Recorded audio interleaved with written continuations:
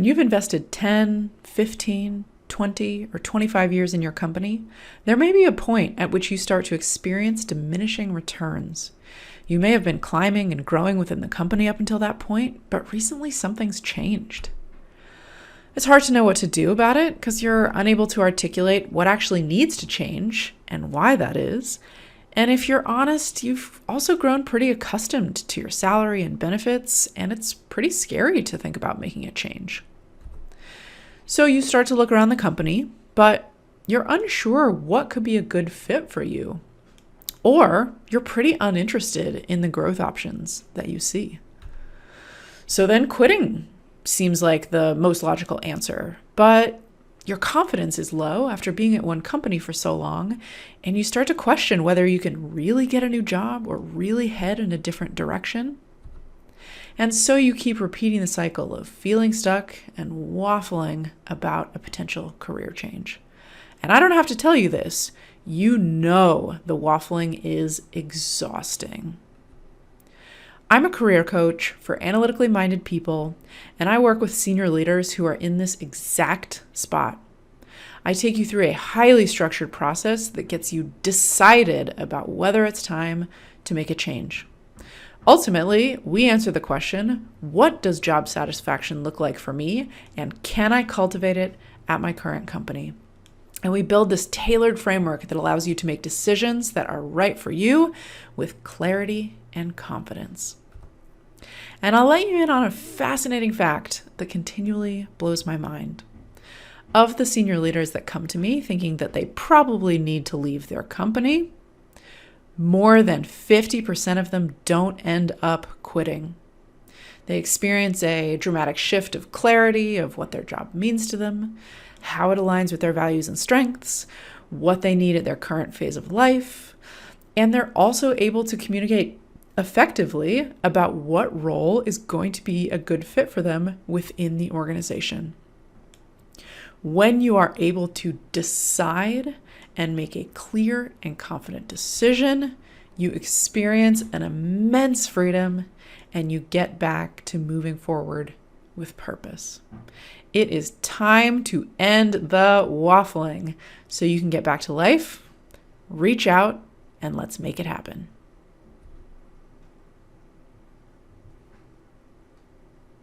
My name is Lindsay Gordon. My company is A Life of Options, and I am a career coach for analytically minded people. And I work with senior leaders who have been at a company for 10 or more years and are waffling about whether it's time to move on. And I get them decided with clarity and confidence so they can move forward with their life. I just started giggling because you took a breath and I thought you were done, but then you kept on going. And I go, oh, even better. The second part of after the breath was like, oh, I like that a lot. Okay. Hi, Lindsay. How are you doing? Hi, I'm doing well. It's so nice to meet you. It's so nice to meet you as well.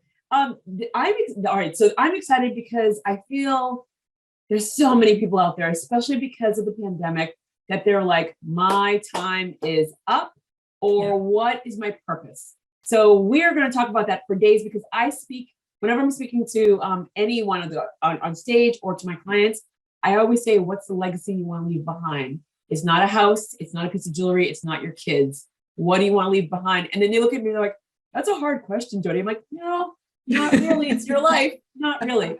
So we're definitely going to dive into this because my heart falls into this category a lot. But I always say, in order for us to understand the business, we need to understand the human being behind the business. Where did you come from? So can you give us a nice, meaty, chunky, because we have time to talk, a nice, meaty, chunky overview of who you are, where are you, first of all, where are you and who you are, and just keep talking. And while you're talking, I'm going to stop you along the way, but definitely let's just get to know who you are. Sure. So I am currently in San Francisco, but I have no home. I was born in Melbourne, Australia. I grew up mostly in Austin, Texas, but I also lived in upstate New York. I spent a year in Belgium in high school. I went to school outside of Boston. My family is back in Melbourne, Australia. So I don't know where home is, but I have lived many different places, which has been fun. Well, see, already, I'm already going to stop you. This is good. This is a great way to stop. This is a great way to get the conversation going. Why did you travel so much? My dad worked for IBM. Okay. And so we got moved because of house or job reasons. Mm-hmm. And my parents originally came to the US for a couple of years for an adventure. And the adventure turned into a little bit longer than they were expecting. So that's why I started in Australia, ended up in the US, but then they moved back. So yeah, just lots of moving for our family. Are you were born in Australia? Mm-hmm. You were born in Australia. Okay. So I used to live in Australia. I lived in Australia for a year. I was a total beach bum. And since you spent some time in America, so I'm that person where once I see something, my lights go off flashing and I'm like, oh, wouldn't that be interesting? So back in the day, there's a TV show called The Facts of Life. And 4 beautiful girls that were in a boarding school, and one of them was a ruffian, Joe. It was pretty much based off of Little Women. And so I go, Joe was the one that was like, just like Joe, like in the book. She was the ruffian, she climbed trees, she was the one that got in trouble. And she fell in love with a guy in Australia and she went to Australia. And I remember watching that episode thinking, wouldn't it be amazing to see an opera in the opera house? And my mother literally said, oh God, because she knew what was going to happen. It's going to happen. It's going to happen. And I ended up working at a summer camp, and I met, this summer camp had a lot of kids coming in from all over the world. And one of them was Australian. And he said, the key word, if you're ever in Australia, let me know. I walked dogs, I painted houses, I changed tires. I took on every job because I'm above and below nothing. I took on every job to get that ticket to go to Australia. And I paid for my ticket and I got my visa, and I made the mistake of saying, I'm going to work in Australia. And Americans couldn't work in Australia at the time. And I was rejected. I'm like, I had my ticket. I'm like, no, drove to New York, begged and pleaded at the consulate. They gave me the visa. I was there for a year. I volunteered everywhere on boats. I volunteered everywhere except for picking fruits because the snakes scared the crap out of me because they're pretty big.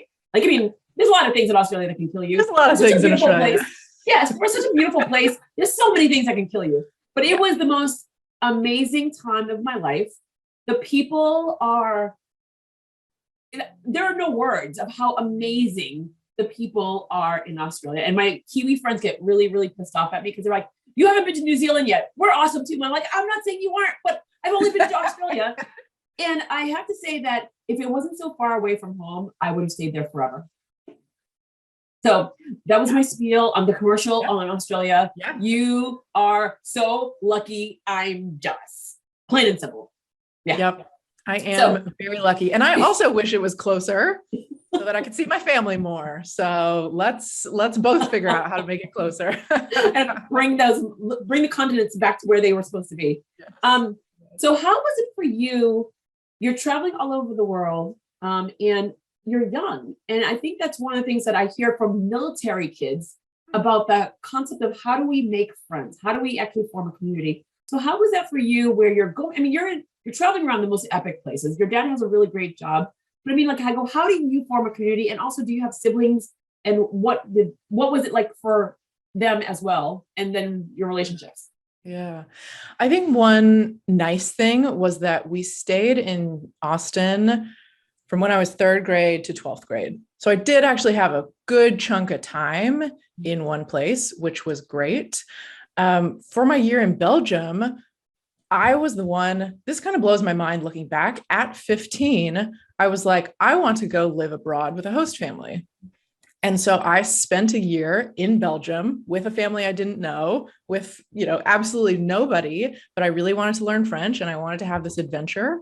And so it's interesting thinking about friendship because I am an introvert. I do think of myself as quite a shy person, but I also really like individual interactions. And if I just have a couple of friends, I feel quite good. So I think maybe that's one piece. And I do have siblings. I have a brother who's 3.5 years older than me and a sister who's 8 years younger. And when my sister was born, I was like, I have a baby doll, but she's alive and she's mine. So she slept in my room from the day that she was born. And I basically just like was on cloud nine to have this little sister. So that's always been a really nice part of growing up. The one, I think that's amazing. It's a great way for you not to have your own children at an early age too. So yay, Yep. yay, mom and dad for still being in love. Yay. That's wonderful. Yep. 15 years old. You're 15 years old and you decide, well, before I say that, well, you decide to peace out, which is pretty awesome. But before I ask that question, Austin, Texas is not a bad place to be. Another one of my favorites. Yeah. Another great place. Great chunk. You're in Texas, but you're not in Texas. It's a whole different, and I try to explain that to people because I went to University of Houston for 3 years. And I'm telling you, my first year, I cried every day. I mean, being from the North, first generation born in America, I go raised in the Northeast, and then go to Texas. And I'm like, seriously? That racism thing is real? Like, seriously? And literally full circle, I went to Australia after leaving Texas because I went from being naive to becoming hard and scared and going to Australia to soften back up. So it was a full circle. You were in Austin. I'm sure you heard about the peripherals of the state. And you're young, but you spent a big chunk of your life there. How did that affect who you are today? Yeah, it's so interesting thinking about like I don't think of myself as a Texan. Like that's such a weird identity because as you say, I think Austin does feel so different. Growing up as a kid, it was a great place to be. I think people are set on being weird, which I love. That is like definitely a value of mine. There was a lot of going outside and people being active and in nature, which was great. And looking back, my parents, I think I was less aware of this at the time, but my parents would ask anyone where we went to go play, do you have guns in the house? And are they locked up? That's progressive of your parents. I mean, like literally, because I live in a quintessential New England town. And I mean, like my friends are asking them, but my friends have small kids and they're asking that. And I'm like, you know what? That's a real thing, which is unfortunate. But I would have, being in New England, it's not something you think about asking, but it makes sense nowadays. In Texas, it does. Amazing that your parents asked that question. Yeah. Yeah. And we also grew up Jewish, and there were people in our community that would have burning crosses in their yard and things like that. So I think the racism is very real. Yeah. And I think as a kid, I knew about it less. And so it's interesting to think back and be like, yeah, I really lived in Texas for a decent chunk of time. Yeah. Our parents did a phenomenal job at keeping us in the Haitian bubble. We went to school, we came home, we were in Haiti. We spoke it, we ate the food, the music, everything was in Haiti. It was great to a point because when I did that whole entire, I'm going to school in Texas, the whole entire white black thing doesn't exist. I was like, it was a shock of my life and I wasn't prepared. So now you are 15 years old and now you're going to Belgium. Now you're seeing the world without the bubble of your parents, without the bubble and the protection of like, we need to sit there and make sure our kids are living the best of life that they could possibly have. How is it for you when now you're like on your own? I mean, yes, you have the host family, but they're not your family. And you're no longer protected by the bubble. Yeah.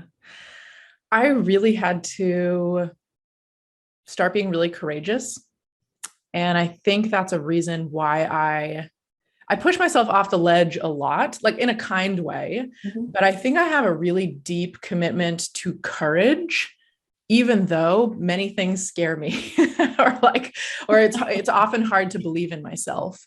And so I remember being in Belgium and being I think I was on a bus and I was like, I need to ask the bus driver like how to buy a ticket. I need to ask the bus driver how to buy a ticket. And I was just so terrified. And I had to do it in French, which I was just learning.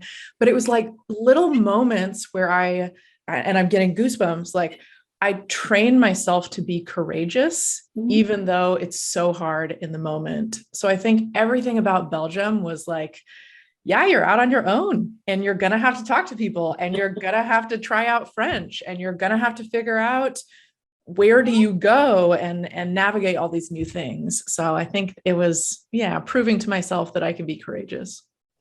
I just spent a month living in Guadeloupe, and I had always had it planned that I want to do this. I want to find one place because being Haitian, Haiti is not an option of safety 24 hours a day, unfortunately.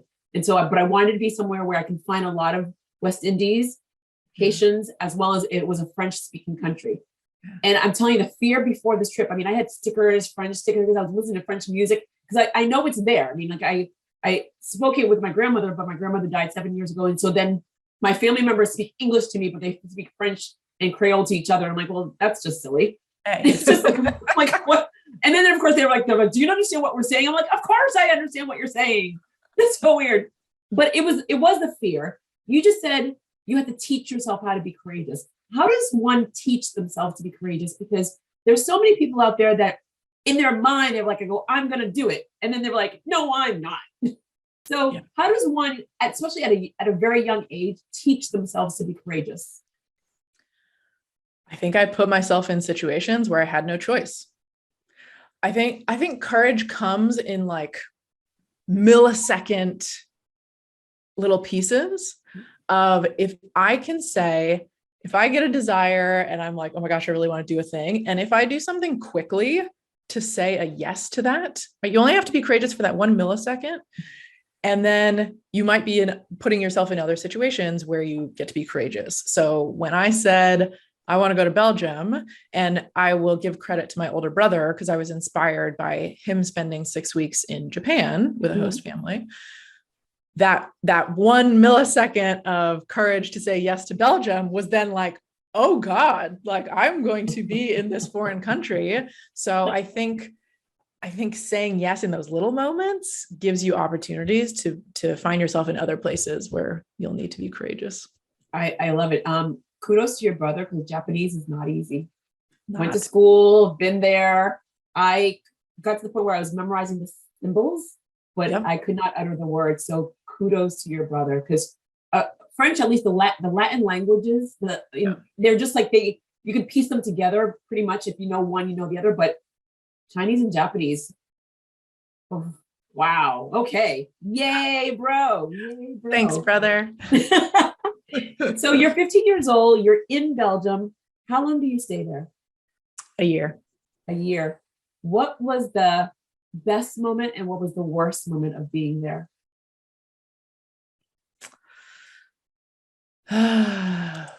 Best moment, I think, is when I had the realization that I was fluent and that I had had a dream in French and that I was hanging out with friends in French. And I love languages. And it was just such an incredible moment to be like, wow, I'm fully living in another culture and in another language. Mm-hmm. That was incredible. And I am so grateful because my French has stuck in there remarkably well. Yeah. Like I don't use it very often, but when I go back or when I have to use it, I'm like, wow, I'm really grateful that I got to learn it at such a young age. So that's probably positive. Lowest moments. I mean, the 15-year-old girl in me like had a crush on somebody and was, we were planning to have Valentine's Day together and I was so excited and I never had a boyfriend. And then he ended up spending Valentine's Day, excuse me, with another girl in our class. I just remember that moment of like, no, heartbreak. So that's kind of a funny low moment. Isn't it wild how those moments are like, I brought right back there. I know the feeling. Emotions are just the most incredible things where I'm literally, I could smell the moment, I could taste, I could feel everything about it right then and there. It's so to the surface. Yeah. Yep. So there we Oh, are, young oh, love. there we are. I go, no matter where you are in the world, those emotions follow you without a doubt. So Yeah. you come back at 16 years old, and now you're back in high school after being gone for a year. You're still in Austin. Yeah. Okay, you're still in Austin. You graduate from Austin. Where do you, well, one, how was it coming back and acclimating yourself back in? But also, what was the decision of where you were going to go for college? What were you going to do after that? Because now you've had this amazing experience. Your parents are international. You have all this globalness to you already, and now you've just experienced this. How do you get through the next 2 years of your high school career, and where do you go for college? Yeah. I think the re-entry was surprisingly okay for me. I think, of course, it was, culture shock to be back, but I was still at the same high school. And so I had kind of friends that continued through, which was nice. And I went to a math and science high school. So always been nerdy, love it. And embrace it, baby. Embrace it. Yes. So math and science is my thing. And when I came back, I had the opportunity of taking this class. I can't remember the name of it at the moment, but basically it was a semester-long class that was project-based, where you had to build a vehicle, a small vehicle powered by a mousetrap that needed to go forward X number of feet, and then on the flip of a coin, turn left or right, pick up a washer and put it in a cup.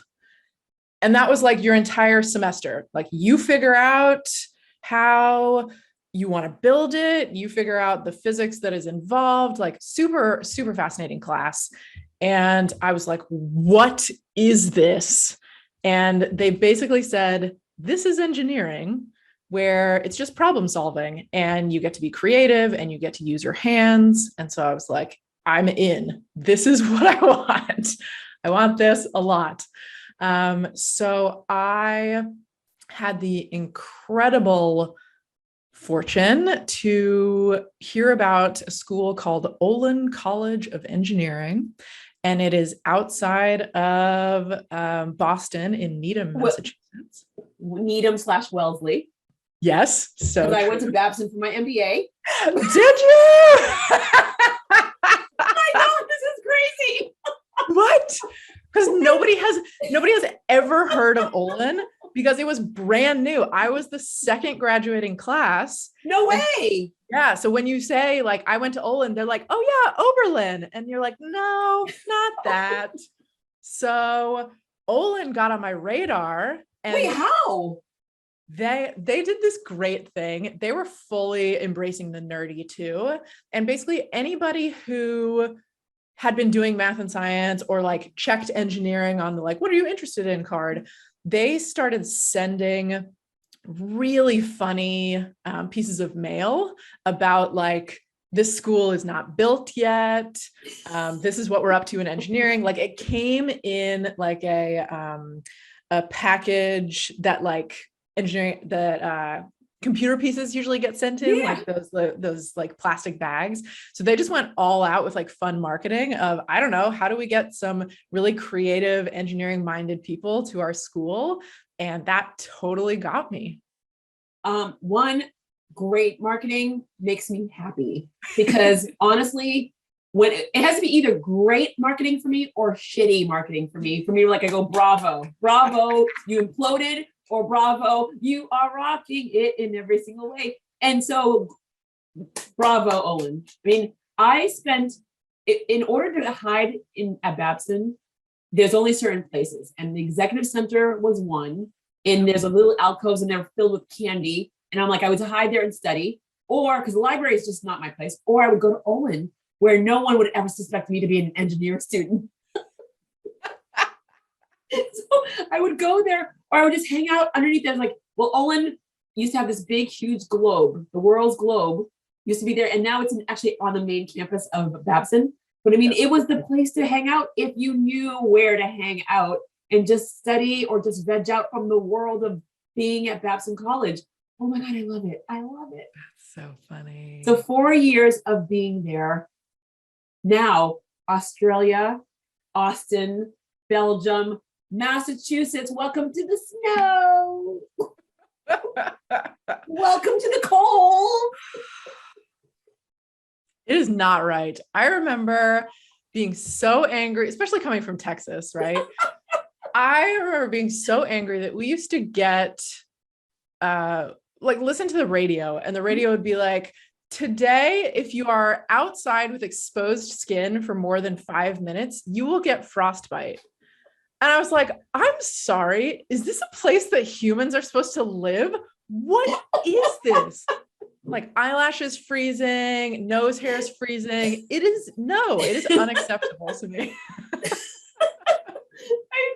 Every year I post this thing saying, oh, I go, why do I live in a place where my face hurts?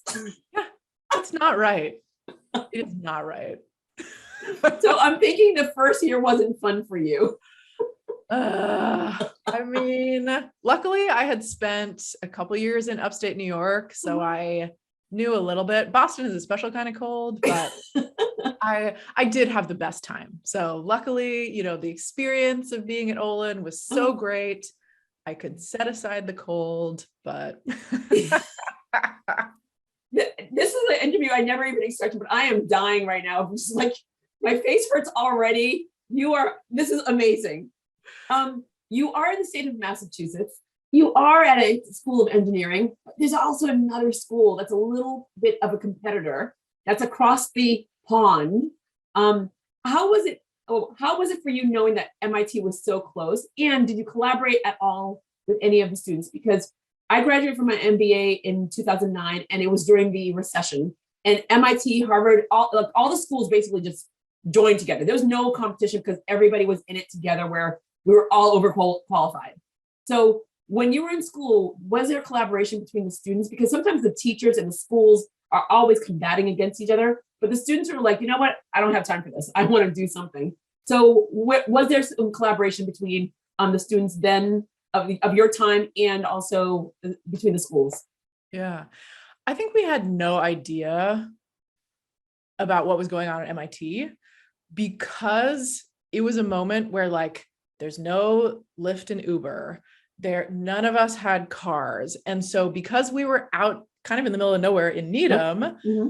we were just like, I don't know what Boston is like. I've never been there. I don't know what MIT is up to, because how would I even get there? So that was like a weird, funny thing of the time. Mm-hmm. I think what was great about Olin is that they tried to do a lot of collaboration with Babson, mm-hmm. Wellesley, and Brandeis. Yep. Yeah, so I was incredibly fortunate to be able to take classes at both Babson and Wellesley. Mm-hmm. So I did an epic finance class at Babson. I took a French literature class and the history of education at Wellesley. Mm-hmm. So I think they tried to do a really good job of, we only have engineering, that's what we're up to, mm-hmm. but we want to make sure that you get access to a really incredibly well-rounded education. And I think that's only grown over time. So their collaboration with Babson and Wellesley, and I think still Brandeis. Yep. Beautiful. Yeah. I love it. What did you finally graduate with? What was the degree? My degree is a general engineering degree with a concentration in bioengineering. What did you do next? I decided that it was time to move back to Australia and be with my family. And I landed in a job that I was definitely not qualified for, doing recycled water engineering for a water company in Melbourne. So I really wanted to help think about the drought and how we think about water conservation. But it's funny because I have my bioengineering degree, and all of my internships and jobs have absolutely never used it. It's been like electrical engineering internship. I interned at a summer camp in Austin because I wanted to be a counselor. I, worked in environmental engineering. So it's just funny that I never actually worked in bioengineering. You say you were not qualified for this position. Yeah. but yet you applied for it, which of course I always love the gusto of anyone that just applies for something where, can you drive a Mack truck? Of course I can. I can. So why did you select this position? And what made you feel like, because I'm sure you were, but I go, what made you feel like you weren't qualified for this position? Yeah. It was my first job out of college, and it was one of those moments where I was applying to absolutely everything and trying to see anything that would land because I didn't really have experience. I was working in a deli in the meantime. And so I was like, yep, I will apply to any and all engineering jobs and see what sticks. So I think that was my kind of spirit at the moment, at that moment. And then the job that I was in was doing kind of like pipe laying for golf courses and farms and other places that we wanted to set up using recycled water. And so there was all of this science that I had never done and that I wasn't really that interested in. And also I do remember the moment where I told my boss, I was like, you do know that I have a bioengineering degree, not an environmental one, right? And he was like, maybe don't tell me that again. And so I was like, oh, okay, yeah, that's fine. I can be thrown into anything and learn. And actually that is the biggest thing that Olin gave me, is that I can be dropped anywhere and learn anything. And so I think that courage and confidence from that has served me so well in life. Do you think it was Olin or do you think it was your parents? Because this is why I ask people, tell me about who you are, because your dad took you guys in different locations. You went to Belgium, you were in Austin. I'm feeling Olin kind of did not do all the work. Okay, fair. I will take that on board. Yeah. Okay. Olin supported what I had already received from my parents and my upbringing. Yeah. That's what I do. I connect the dots. I bring it back. I bring back what you already know. Yeah, this is why I ask the questions. I love it. I love it. So you're in this job for how many years? 1.5. That's a good. It's 1.5. Good. You made it 1.5. What do you do then? Because between that 1.5 mark where you leave this job to what you have created now, what happens? I experienced something that Olin thought that we might experience, which is that I felt very disillusioned with engineering. Engineering at Olin was very creative, hands-on, forward-thinking, innovative, welcoming. Olin specifically had 50-50 gender balance from the beginning because they wanted to create that. And then I found myself in a job where it was mostly men, it was mostly white. There wasn't a lot of creativity in the way that I was looking to bring to engineering. And so I think that was a hard transition for me of like, this is not really what I had hoped for. And also in personal life, I was really missing the US. It has always been hard for me to choose between friends and growing up in the US and family in Australia. And so I had spent some nice time with family, but I was ready to move back to the US. So I think those two things were at play as I made the transition to my next job. Which is two really great topics. How do you balance the two worlds? I mean, it's hard. I mean, being from different states with family and friends, that's one thing. But two countries and not close countries, where how do you actually, like, if someone doesn't feel well and you need to be with your family members, you know you're on a 12-hour flight, 12 plus, depending on how you're getting there.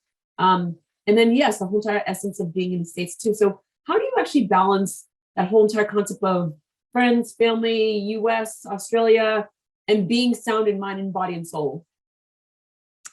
I think I do it poorly with a lot of sadness is the honest answer of it is always on my mind.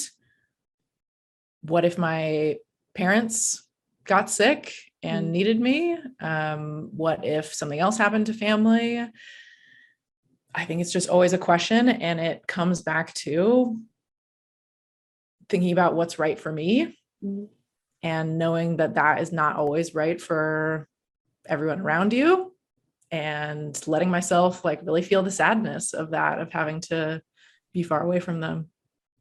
I like the way that you answered that, because I'm going to spin it and add it to the what's happening right now, where so many people were home for the pandemic, and so many people made the realization of, what do I need for myself? And for years, they were like, I go to work, I do my job, I sit there, and it's like burn and churn, burn and churn. I go, I'm stressed out, I'm tired, but I was just like, burn and churn. And then during the pandemic, they realized, I can't do this anymore. I have to find happiness within myself. And it was a struggle for a lot of people, especially not during the pandemic per se, but more so when the world started opening up. Yeah. And so to hear how you're like, just like absorb the sadness and just be where you are, is great that you realize that you're saying it out loud, because a lot of individuals are just like, nope, I'm going to ignore it. I'm going to ignore it. And I'm like, when you ignore it, it only basically festers to something really, really, really bad. Yeah. Yeah. And I think creating numbness allows a lot of things to perpetuate in this world of racism and sexism. And, so I am practicing just being with the sadness and not being numb to it. Yeah. Which leads to the second part was, as a former educator, years and years and years and years ago, that's how I started my career as an educator. I'm of the school of reality. And so I feel that universities and colleges draw really, really pretty flowers and things. And I'm like, well, but it's not real. And so great education, 50-50, because I can curate the 50-50 female to male ratio, but everyone knows it's a male dominant. I mean, everyone, it's not, you can't even hide from it. It's everyone knows engineering is a male dominated industry. Could you have found a path to succeed and be happy in there? Could you have found other women? Was there a way to be successful? And I ask this in regards of, there's a lot of women that are going to engineering school right now, and they want to find a way to stay in there, but you're not the first person I interviewed that said, I had an engineering background and I left it. So what should be done differently from your experiences? What should be done differently to make sure that will it ever be 50-50? Maybe not in our lifetimes, but in our children's lifetimes or our children's lifetimes, there's going to be a time where it will be 50-50. But what should be done now in the industry as well as the schools realistically to make sure that women, minorities succeed in this industry? In your opinion? Yeah, it's such a hard question. I don't think there are easy answers, which is why we continue to stay in this spot. And I want to be so careful of saying that women need to do things differently and, minorities need to do things differently, because that is putting the burden on the people that are being affected. So I think the more we talk about it and acknowledge it, the more we support the folks who choose to be in engineering. But I think, it's so hard, because I want to give people the opportunity to do what's right for them. And if they are in a situation that does not work for them, then I don't want them to feel like I have to be the one to change. I have to be the one to, take this on. So, but I also want people to be in engineering, because I think it's incredible and creative, and we need it to create things in the world. So I'm not sure. So I will take on the words I'm going to take out those words for you, because I am going to say it where I was raised in the school of, if you want something bad enough, you fight for it. You fight for it. You get in there. And if I'm dependent on someone else to succeed, then that's on me. And so for me, I only I hear from people all the time. They're like, I go, well, were you discriminated against? Were you that? I go, I'm sure I was. I don't have time for that. I just don't have time for that. I have a focal point, and my focal point is go, go, go, go. And so I know what people have put, what areas people have put me in. And then they wonder, I go, you seem so happy. I go, yeah, because I am. I'm happy and I have drive because I was embedded with that. And so I know that a lot of people just like dance around things. And I'm like, I go, no, it is what it is. I mean, either you go for it or you don't. I go, I will not condemn you if you don't, but don't sit there and attack or prosecute someone that does. Because they have the drive, they're going to get it done. They've been like, I interviewed 2 guys and they're from Africa and they're in Portugal. And they're like, yeah, we get a lot of no's. I'm like, well, I mean, like, how many no's? They're like, oh, over 1,000. I'm like, well, how do you know? Like, I keep a spreadsheet. I'm like, what? What do you mean you keep a spreadsheet? And I've asked men this, and men keep a spreadsheet of the no's. And women were like, nope, we hear a no and we just move away or we just like leave it alone. And I'm like, maybe we need to keep a spreadsheet. Because when you see the spreadsheet, you're like, well, today I got 15 no's. Let's go. Like, let me get to, well, you know what the thing is? They come out of like their mother's wombs and they're already like, hey, can I get a bottle? No. Can I get a date with you? No. I mean, they've been hearing no's all their lives. So they're prepared for it. We don't get as many no's. So maybe we need to see the no's. Yeah. So when I heard that, I'm like, oh, because I hear no and I'm like, oh my God, I'm getting a pint of ice cream. I'm so pissed. I gotta know. Like, what? And so so I was like, I go, the no's suck, but the no's they drive you. They totally drive you. But I love your answer. I still love your answer. And it's true. It is very, very hard to navigate, especially in the world that we're living in right now, where people just assume I should walk in. I'm like, but even if someone walks in, you walk in and someone opens the door for you, you still have to show that you can do it. So I always say, like, get in there and just do your thing and don't wait for someone to do it for you. You go in. So now, like, again, how do you get from that first a year and a half to now you are right where you are? What happens? What stretched out in the piece of dough? Oh, I just love to share that I've fallen into every career transition I've made because I think that is the reality for so many of us. So I started in engineering, was working on recycled water, and decided to move back to the US. Did it at pretty much the worst time, 2009, and came and had no job.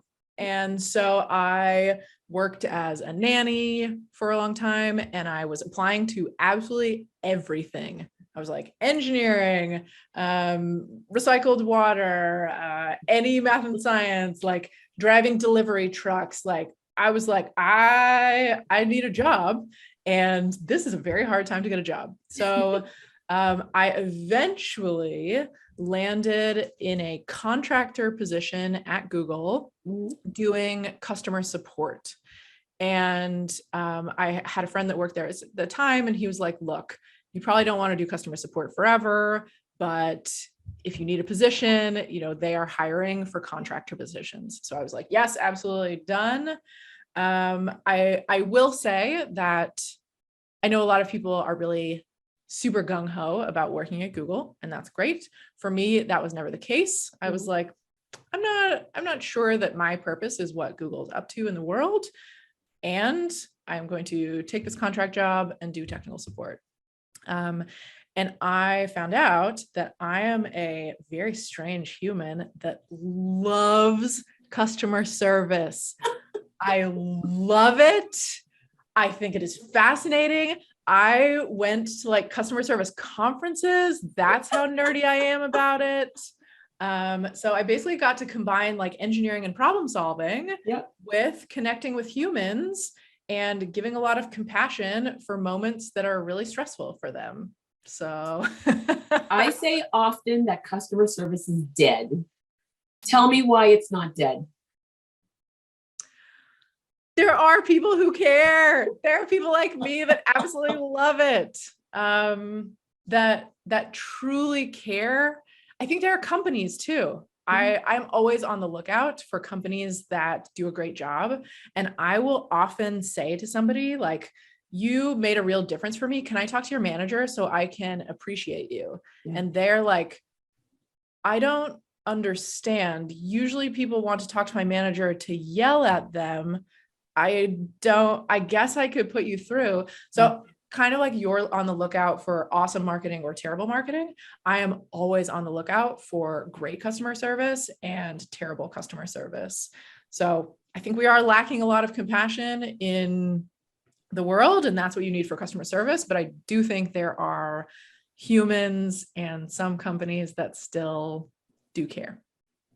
All right, so I'm going to do something really weird right now. I'm going to pause for a quick second because I'm cooking lentils and I can smell them.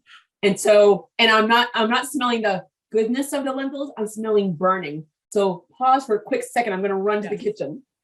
I'm going to salvage them afterwards, but there's definitely a little burning there. Oh, and they were on slow cook too. What a bummer. But that's okay. That's okay. I'm going to salvage them. them. Okay. I'm so sorry about that. I was like, I'm talking to you. I'm like, what does it smell? What do I smell here? And I'm like, I forgot. Oh my gosh. Welcome to my podcast where random things like this happen. Usually it's not on my end. It's usually like cats coming by for literally, with our guests, we've had cats, we've had UPS guy deliveries, we've had dogs barking, we've had kids saying, what are you doing? We've had dads forgetting that their kid that owns a business that's living in the house is in a business and they walk through with underwear. Oh yeah, I've had it all. Love it. Real life. It's a random moment where it was on me on this time. Yay, yay, and yay. All right, so you did all these random jobs. I go, customer service is what you know you're like good at. I go, you combine it with engineering, which is really smart, by the way. I always say I feel like everyone should be a double major of something because you can't just have one degree and be that all the time. It has to be combined to be complemented with something. So now you have that complement of engineering and customer service. What do you do with it?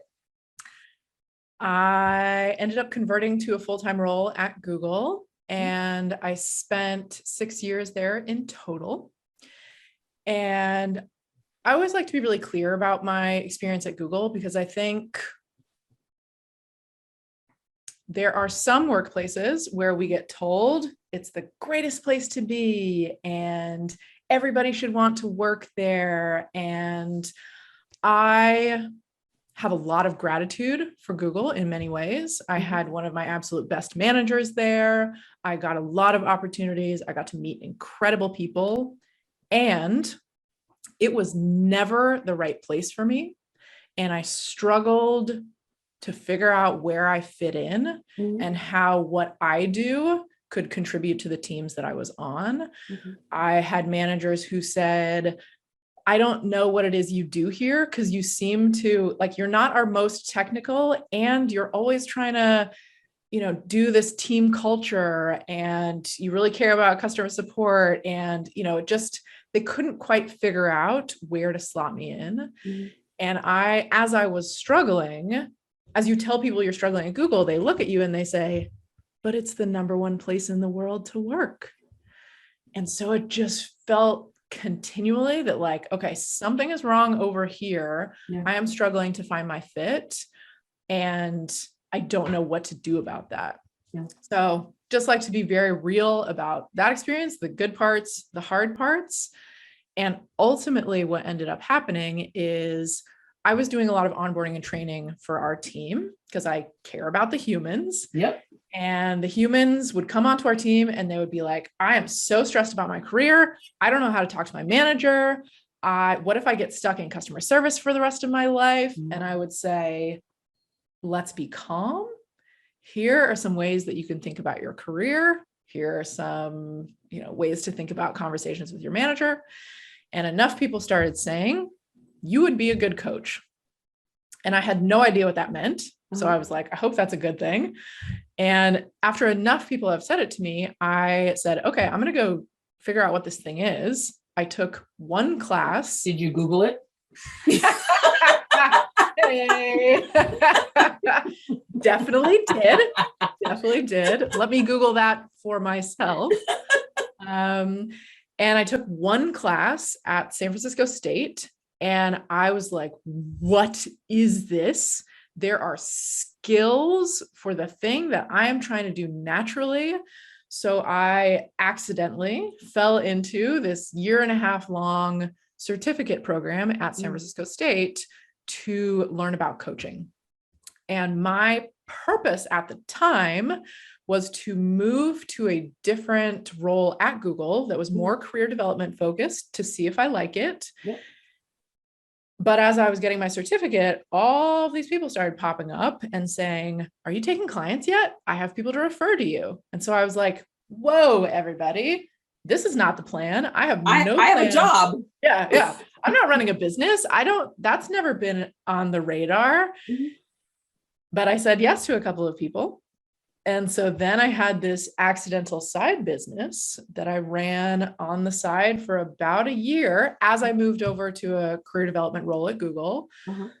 And that was in 2015. After I did that for a year in 2016, I was like, I think I got something pretty cool here. I think I have something to offer people. And so brought the business full time, and it'll hit 6 years in July. Yay. Oh, yay. Congratulations. Thank you. Now let's dig right into this. I have been elated at the amount, the millions, not hundreds, not thousands, but the millions of people that are walking away from jobs that people just assume, oh, they're just leaving Dunkin' Donuts, they're just leaving Starbucks. I'm like, nope. These are individuals with degrees, with high-paying jobs that are saying, nope, this is not where I belong. Yep. And so for me, I've been elated because for eons, you have the HR individuals that are asking those questions. Why is the manhole round? Those little trick questions just to get the job. I'm like, why do you have to treat someone so silly and diminish their intelligence just because there's a checkbox of what you think you want in this company? And by the way, you are the barrier of the right people getting these positions. So now people are like, enough is enough. And the control is back into my hand. It's just like basically when I have my smartphone and when I go into your store, I make the decision whether I'm going to buy your product or not you making the decision. So we as the humans have full control over our industries, our professional lives, our personal lives. What has your thoughts been when every single month we know those job rates come in, and every single month those numbers of how many jobs that are coming in are just ticking up, but they're not where they were prior to, I'm not even saying, like I would say like close to the year 1.5 of the pandemic, when the mass exits, those jobs are not coming back. People are signs over signs over signs, help wanted, help wanted. People are paying hand over fist, the same amount of money you could pay for a house.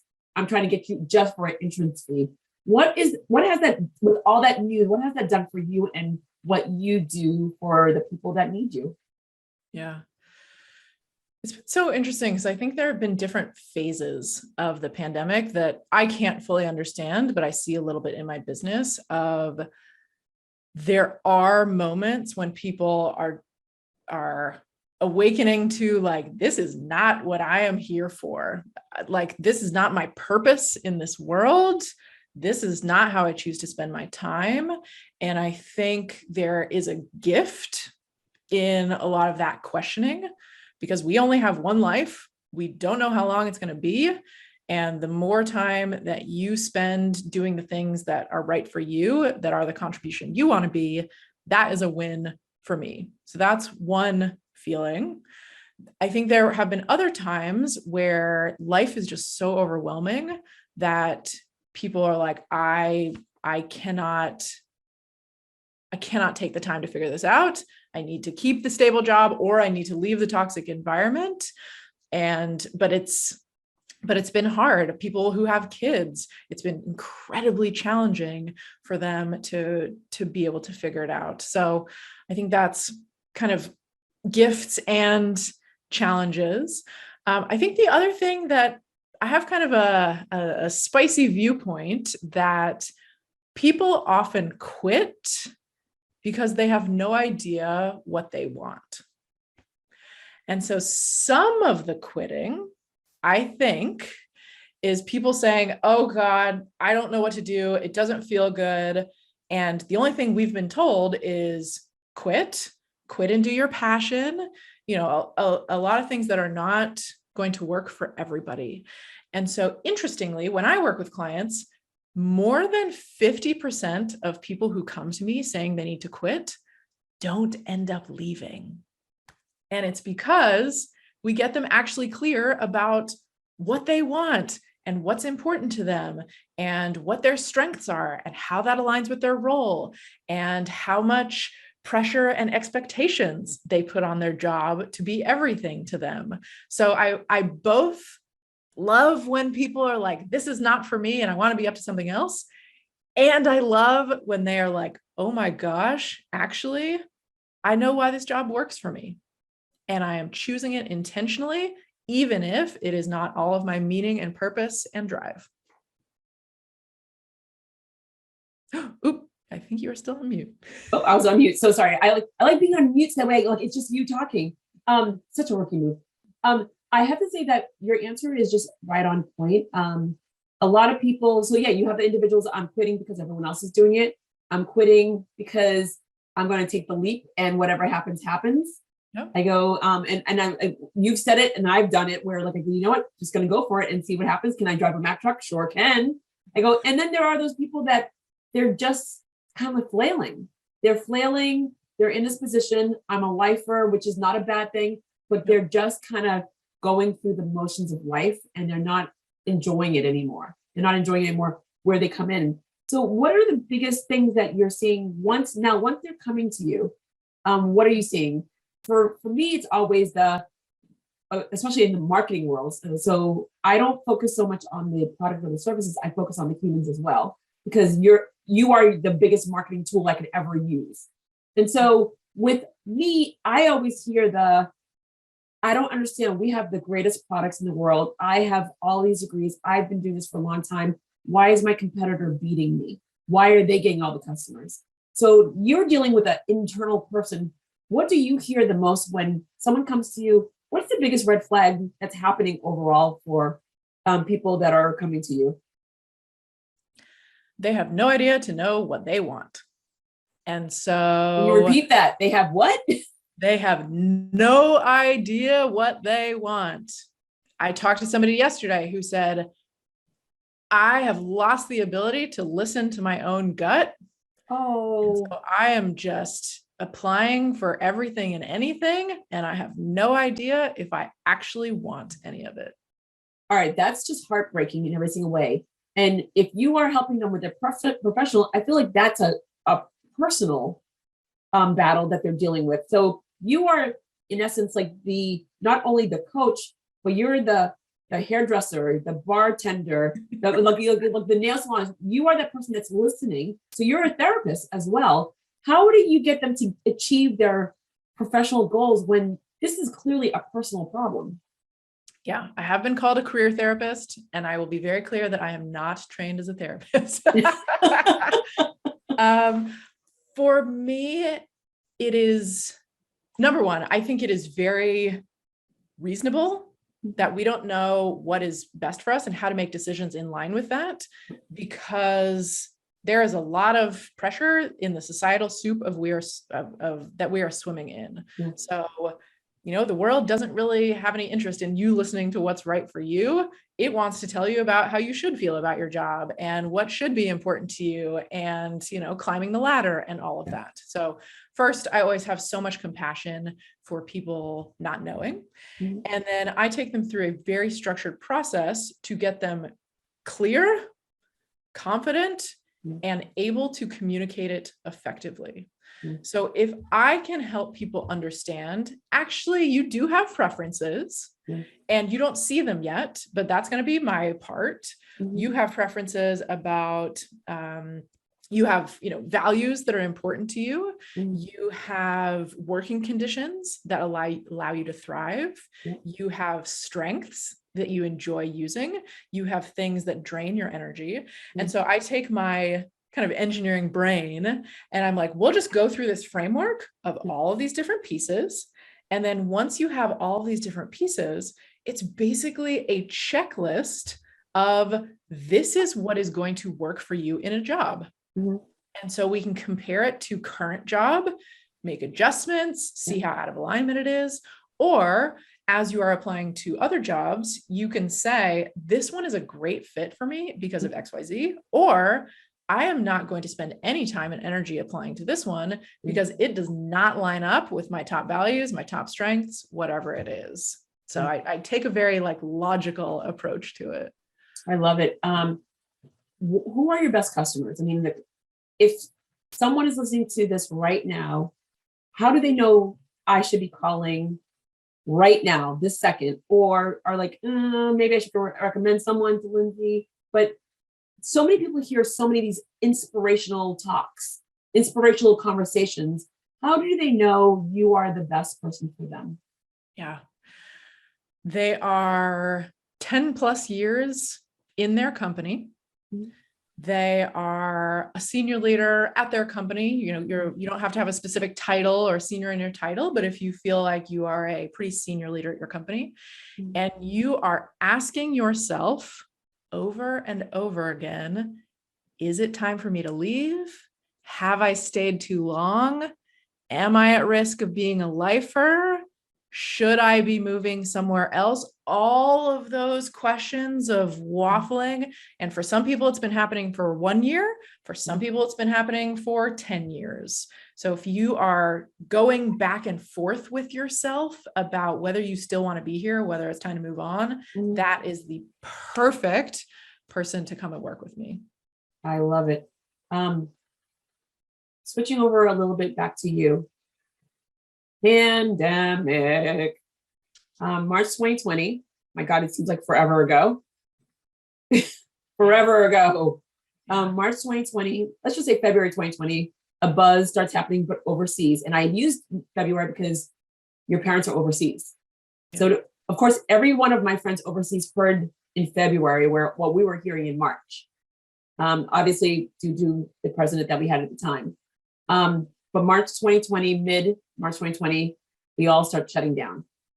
Like I'm in Mexico doing a speaking engagement and they're asking me about toilet paper. And I'm like, I don't even know what you're talking about. I could get to my hotel room. My mother's like, bring toilet paper home. I'm like, I don't know what you're talking about. My cousin's like, you may want to stay in Mexico. I'm like, I don't know what you're talking about. Somebody tell me. Tell me what's going on. And we're closed down. We're pretty much closed down. And my life becomes Zoom, which I have a virtual company. So it wasn't like a big deal for me. But I spend 70% of my time overseas. What was that like for you, knowing that like your family's in Australia? They clearly have heard the buzz over us. You're here, I'm assuming. Yep. We're in the States. You're in the States. What was the past 20? What was the past 2 years like for you? Yeah, I have also had a virtual company, my whole company. So that wasn't a shift, but I immediately canceled. We had a huge family trip scheduled to New Zealand to celebrate my dad's 70th. I was planning to be in Australia for my sister's birthday, kind of all kinds of trips. So immediately those were canceled. And I think there's something in crisis that is very focusing. And I think it requires a lot of courage and focus. And so I jumped into, okay, what do people need in this moment? Like, how can I support other people? What do clients need? And I think probably for the first year, there was a lot of pivoting and doing slightly different programs and doing some group programs so that we could all talk about this together. And so a lot of like trying to figure out, what does this moment need? What does this moment need? And it has also been incredibly like extra humbling to do what I do, because I really help people answer the question of, is this what I want to be up to? And so I think that became very poignant, like even more so. So I'm really grateful that I do what I do in this moment. And it has also been hard for me. I think it brings up I think for every person, we each got our own combination of existential crises that it brought up. And kind of, as I mentioned, a question for me has always been like, where do I want to live? And do I want to move back to Australia? And what am I up to in this world? And so that's always been a hard question for me. And I think I've continued to grapple with that, especially knowing that I could not go visit my family. So I have been incredibly lucky in so many ways because of house and job, and my partner has a job that he was able to keep. So in some ways really lucky, but also like really challenging as well. And yeah, so acknowledging both parts of that. I think that for me, I call it the pandemic pause. It was as long as, knock on wood, family members were safe. I was very, very, very lucky. Everyone stayed healthy. Everyone stayed smart. And I enjoyed the pause. I mean, that was the moment when you said earlier how you were able to make friends, but the right friends, and you were able to, like, you're an introvert. I'm a total extrovert that loves my introvert moments. Like literally, like it is, like people would call, they're like, how are you doing? Because they know my personality is very, very large. And like, how are you doing? Well, I'm also the Haitian kid that was never allowed to go outside.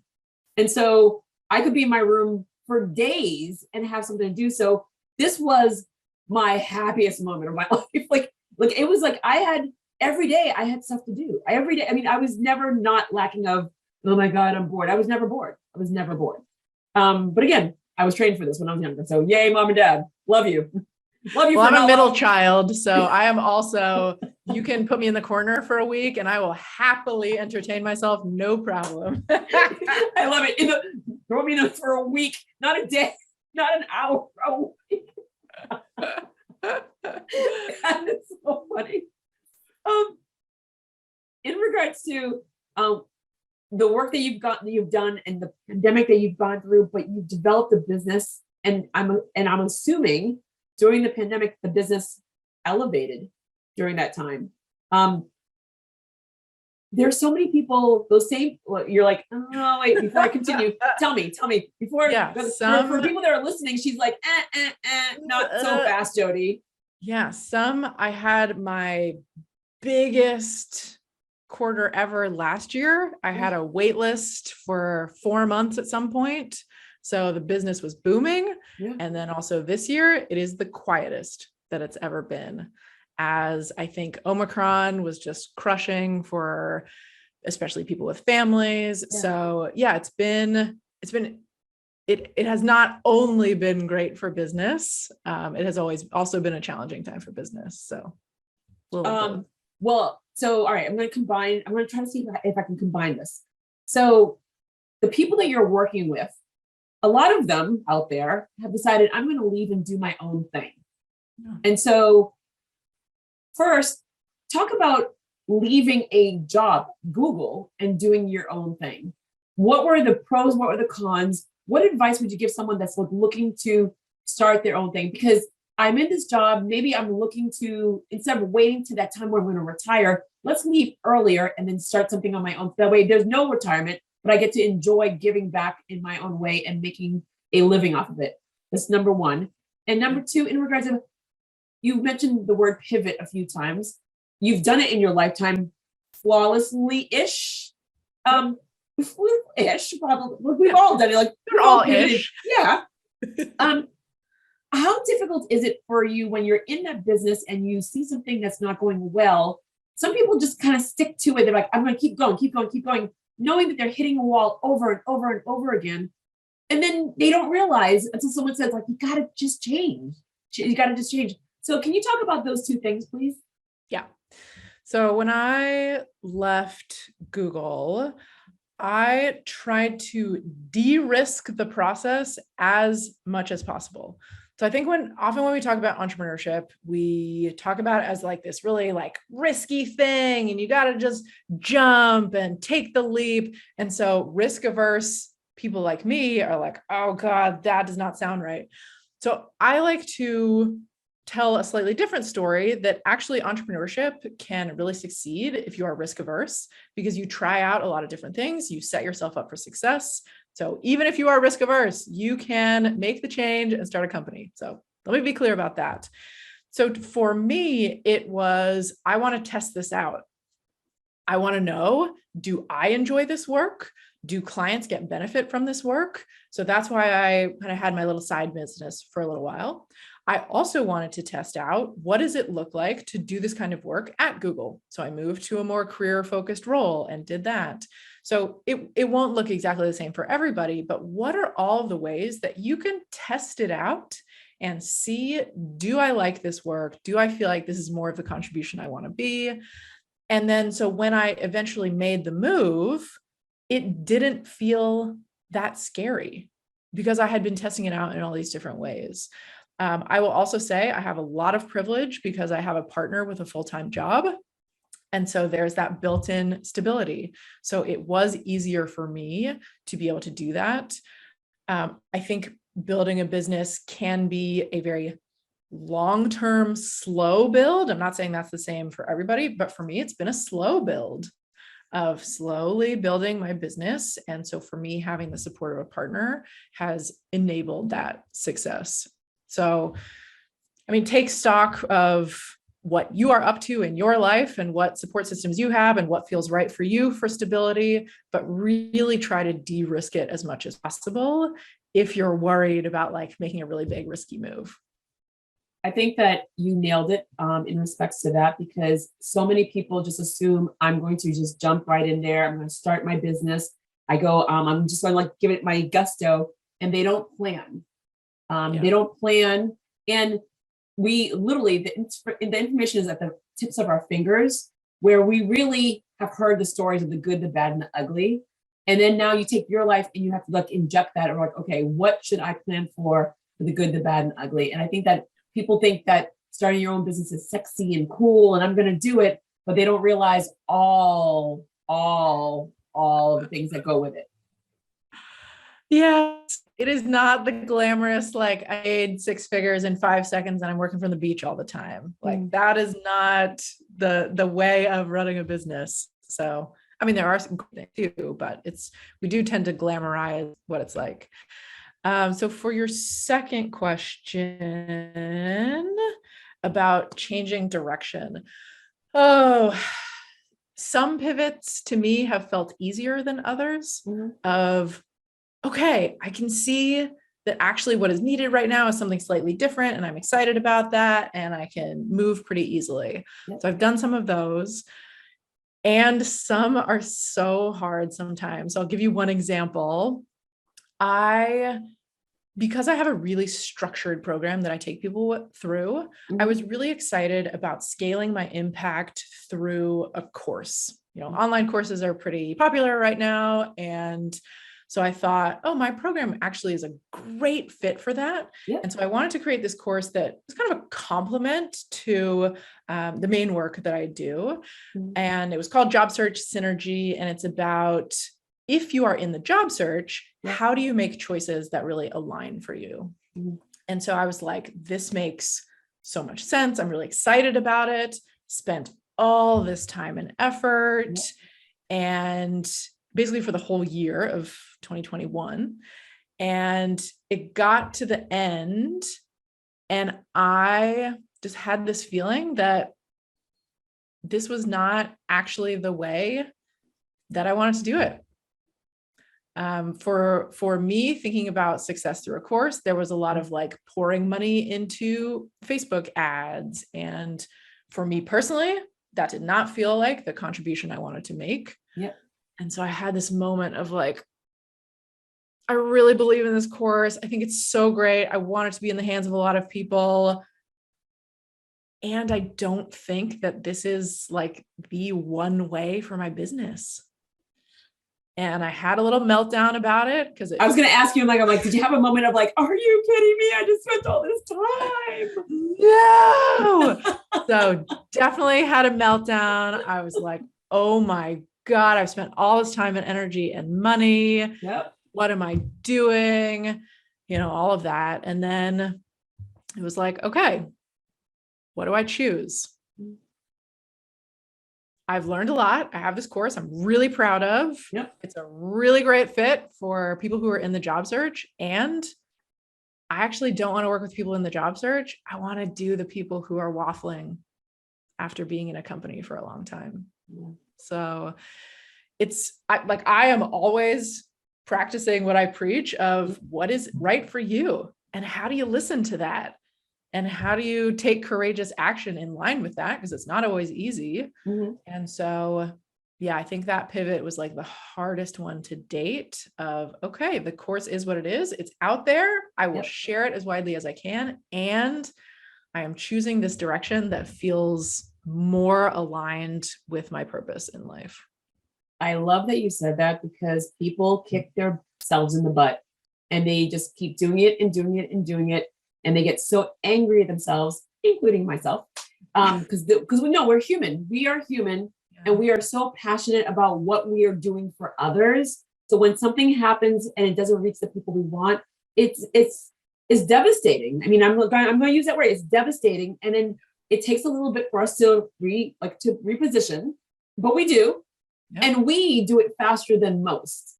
Yeah. And so I think that's one of the benefits to what we do. Yeah. We pivot faster than most to help those others, because we know we're helping other people. And some people are like, it's not what they do. And so if they're in that horrible hole for quite some time. Yeah. Yeah. And it's a hard place to be. Yeah. Where do you see the industry going from now? Like the industry that you're in, coaching, advisors, mentors, internships, apprenticeships. I mean, like any way that someone could actually learn to grow. Where do we go from now? Because in consultancy, like most people that left jobs are becoming consultants, and consultants are literally the creme de la creme now because there's no overhead to us. We come in, we do our jobs, we get out. The company doesn't have to get major overhead. But where do you see it going? Are we a nice to have or a need to have? And is there longevity to what we're doing? Yeah. I have some fun questions. Yeah, it's great. It's great. I love it.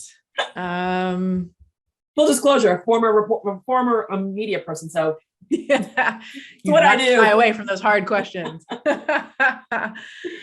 I think that at a little bit, probably we're having a moment of a lot of people wanting to do this kind of work. And I don't know that everybody is going to continue in this space. I think it's really hard to do your own thing. I think it's really hard to be a consultant. Mm. I think there are a lot of great things about working for other people. So I don't know if it will continue in as much volume, but I think there absolutely is benefit from it. I would like to see everybody able to get support. I think one thing that's been happening the last couple of years in career coaching is it started off being much more executive level focused, and you didn't really get a coach if you were starting off as a manager, or you didn't really get a coach if you were a junior in your career. So I would love to see more and more and more people getting coaches, because I think thinking about athletes is always such an easy way to think about it, of like, yeah, athletes are always being coached, and it's very normalized in that sphere. And I would love for it to be the same way in career, where everybody gets to have somebody that's asking them interesting questions, supporting them to be thoughtful, helping them know what they want, So I think it is great if more and more people get access to this kind of support. I think that you nailed it in regards to, I always scratch my head about the same exact thing, where why is it that the C-suite are always getting coached? They're always being sent to conferences. And as a marketing person, we are disregarded because I have the best product in the world. Everyone's going to buy it. We're like, well, not unless the marketing is behind that. And so that's always been this assumption that a CEO will bring in a marketing team and they're like, this job should be easy for you because the product is the best thing since sliced bread. And so on that same note, for me, I'm always watching where like, why is this certain group of people that are at this certain level getting all the coaching and all the conferences, and they're traveling around the world, and everyone else, the doers, are staying inside in this bubble, and they don't know what is new out there unless they are finding ways to do it themselves. So I love that you even said that out loud, because more companies need to bring in more coaches for the entire team, not just a part of the team. And then for them not to scratch their heads thinking, why are we not succeeding? Well, because you're not allowing the rest of your team to succeed. So yay for saying that. Fantastic. Yeah. So that's in regards to bringing coaches inside the building, but overall, the industry overall, like, what do you see? What's your vision? Like, I go, your crystal ball of the industry in itself.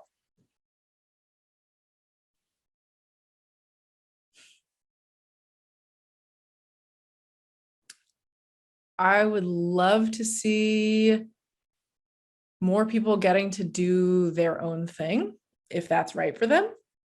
I think owning a business has been so rewarding and creative. And so I would love for it to be easy for people to do that and for people to be supported.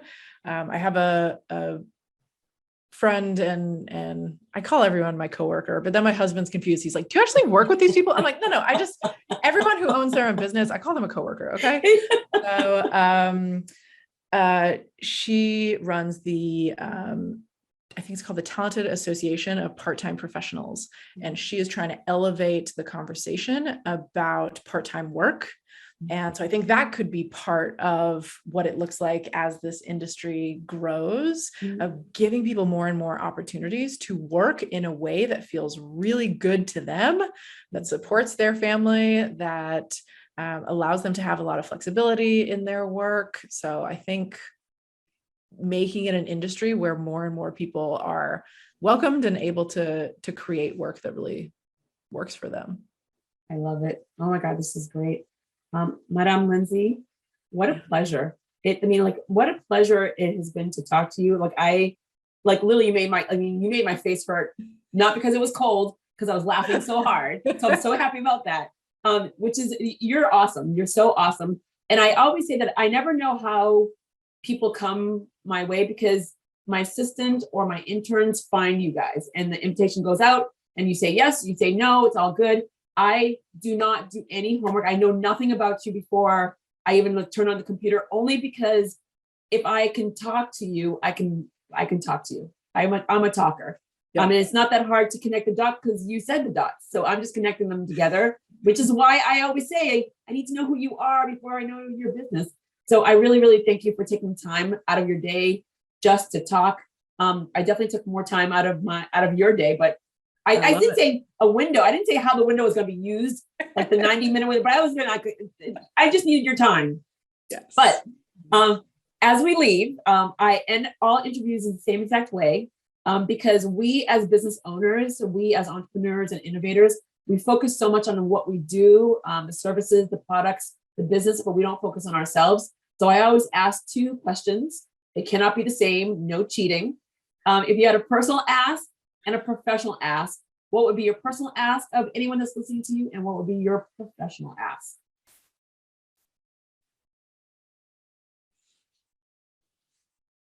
The thing that comes to mind. Wait, I just have to say, for anyone that's listening, wow, Lindsay's really good at the dramatic pause. So it's not like we had dead air, like when I went to go get and check on my lentils, but it was just like dramatic pause, because she is pondering. She's not jumping to the answer. So I just want everyone to hear. Okay, here's the moment. You ask great questions and I try to take them in and really listen for the truth, because I think that one thing that you can do is you get truth out of people and you get people to really share. So I'm taking your questions on board. They're great. This might be a cop-out, so you can let me know, but my personal ask is kind of in the realm of work. But if I could ask everybody to do one thing today, from my vantage point, I would ask that we stop telling people that it is time for them to quit their job and that they have stayed too long and that shouldn't they be thinking about this. I think if we lived in a world where we did not put our own opinions of what people are up to in their life and in their work, we can support them. But if it wasn't primarily, I think you should do this, I think you should do that, you've stayed too long, I think we would be living in a world with a lot less pressure. So if you can refrain or just notice when you are saying to other people, I think you should quit, I think you've stayed too long, and keep that on the inside or let that go, that would be my personal ask. All right. I have to say, I'm going to chime in before you say your professional ask, because I like that one, because there are a lot of bosses out there or a lot of managers out there that they say that. And I feel like they're not doing their jobs. And this is their way to avoid doing their jobs by saying this to an individual that they don't know how to mentor or guide. So whenever I hear that, I'm like, are you doing your job? Because why would you say that to anybody? So yay, stay in your lane, do your focus, auction on you before you throw it on somebody else. Goodness gracious. Okay, that was me just chiming in. All right, go ahead for your personal, your professional. My professional ask would be that if you or anyone in your life is waffling about making this decision, I cannot tolerate waffling in this world. To me, when you are waffling, you are stuck at being fully engaged and alive in your life. So if you have anyone, or if that's you, please send them my direction. I want to end the waffling so that you can get back to living life, moving forward, being fully engaged, and because we need you fully engaged in this world. So please, please, please send them my direction. I will get you decided so you can keep moving forward with your life. I love this so much. Woo-hoo! I love this conversation. I love that we were on campus at the same exact time. I love that you were you say Newton, I say Wellesley, because Babson is Wellesley and Olin is in Newton, but it's the same campus. Yeah, for whatever reason, we are technically in Needham. I don't know. Really? That's just so weird. I mean, like the parking lot is so weird. Like Babson's, the parking lot is Olin. Yeah, your baseball field is literally on our campus. Babson is buried right on the border of both because he's buried on the property, which has always been weird. And his wife, two of his wives on both sides, which people are like, what do you mean he's buried on the property? I go, he's buried on the property. It's like right there. Creepy, but not creepy. We're just like, I go, we just know. Yeah, but it's right there. So that was one. Australia, two. Hello. We like way too many things. Texas, yeah. I love it. I love it. I love it. I love it. Meant to be. Thank you. Thank you. And thank you. This has been awesome. And like, Lily, you're my first interview since I came back into this country. Wow. I know. I recommend, if anyone can do it, a month away from your life. I go, some people can't afford it, but you can, like, a month away in the next town over. But just to get outside of your bubble. I mean, 1 month for me to be in Guadeloupe, the French Caribbean, was amazing because I had to speak French every day. And every night I went to bed with a headache. I mean, look, the first 2 weeks, I was like, my brain needed to implode because I was like, oh my God. And I think I literally said to people all the time, I go, I'm sorry, I speak French because I'm Haitian, but I don't speak French. I go, well, like, so there's a lot of words that I don't use. I mean, like, everyone's like, can you do your speech in French? I'm like, nope. Like I go, and I was interviewed by TV and radio, and they're like, well, it's only 5 minutes. Can you just talk in French? I'm like, no. Like, I won't even do that to my family or myself. I won't. And I had a translator, and this poor woman that was like, Betty, this woman that brought me in like to this, like for this interview, she's translating for me. And she's like, I haven't done this ever. I'm like, I go, I know, it's hard, huh? Right? To translate, it's hard. Really hard. Well, I definitely resonate with that, like, mind overheating feeling of trying to speak a different language. Yeah. But it's funny because like when I was in Bulgaria speaking, but the translators are in a bubble, they're in a booth, and then they're translating, and then the person has it in their ears. So you're doing it in real time. The person was like, my translators were with me. So I had to stop, wait, okay, go, stop, wait, and go. And I'm like, go. And the energy in me, like, I just want to talk. But yeah, but when I had to do the talking, I was like struggling. And this morning I had 2 conversations with 2 people from Guadeloupe. I can understand you clearly because they're struggling to talk to English. I'm like, you don't have to speak English to me. You can speak French to me. I understand you. I'm just going to respond back in English. And they're like, oh, this is easy. I go, I know it's easy for me too, because I'm listening and I'm like, I'm getting offline. I'm like, I understood what they were saying. Yay. Still got it.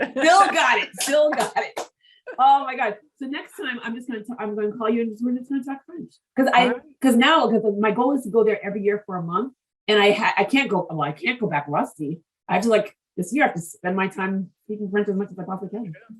So Lindsay, merci beaucoup. De rien. Until next time, my friend, I really do appreciate you taking your time.